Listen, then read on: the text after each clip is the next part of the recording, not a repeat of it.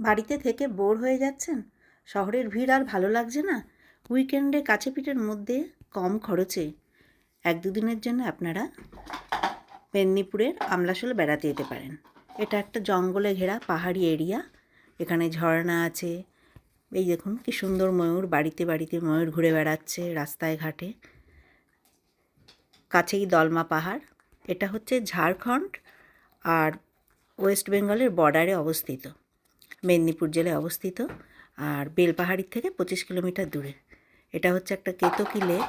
দেখুন চারিদিকে পাহাড়, পাহাড়ে ঘেরা কি সুন্দর লেক। আর এইখানে এই জেটিটা হচ্ছে ভাসমান জেটি। অপূর্ব পাহাড়, আর পূর্ণিমার রাতে তো এটা খুব সুন্দর লাগে। চারিদিকে ঘন জঙ্গল। এখানে শবর উপজাতিদের বাস। সন্ধ্যায় এদের নাচ গান দেখা যায়। এখানে হোমস্টে আছে। এছাড়া এখানে একটা ধারাগিরি ফলস আছে। এই দেখুন জঙ্গলের মধ্য দিয়ে হেঁটে এখানে ধারাগিরি ফলসে যাওয়া হচ্ছে। বিশাল জঙ্গল, তার মধ্যে দিয়ে যেতে হবে। পুরোটাই পাহাড়ি রাস্তা, যেতে একটু কষ্ট হয়। রাস্তাটা সুন্দর, কিন্তু একটু ওপরে উঠতে হবে। পাহাড়ি রাস্তা আর পাথর আছে প্রচণ্ড। বর্ষাকালে এই ঝর্ণাটা একদম ভরে যায় আর প্রবল বেগে ওপর থেকে জল পড়ে। পুরো পাথরের রাস্তা।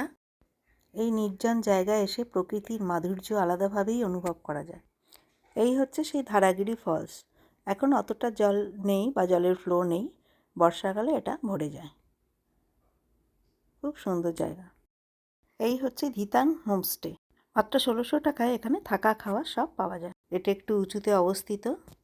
এখানে সিঁড়ি দিয়ে উঠে এখানে খাওয়া দাওয়া করা যায়। সমস্ত রকমের বাঙালি খাবার, ভাত, ডাল, ভাজা, সবজি, মাছের ঝোল, মাংস সব কিছু এখানে পাবেন। এছাড়া চা, কফি সব কিছু আছে। আর ঘরে 2টো করে বেড আছে, আর সঙ্গে অ্যাটাচ বাথরুম আছে। শীতকালে গরম জল পাওয়ার জন্য গিজার আছে। 2 দিনের জন্য স্বর্গীয় অনুভূতির স্বাদ পেতে আপনারা খুব তাড়াতাড়ি প্ল্যান করে ফেলুন এখানে আসার। নমস্কার বন্ধুরা, যদি ভিডিওটি ভালো লাগে আমার এই চ্যানেলটা সাবস্ক্রাইব করে দেবেন। Thank you so much.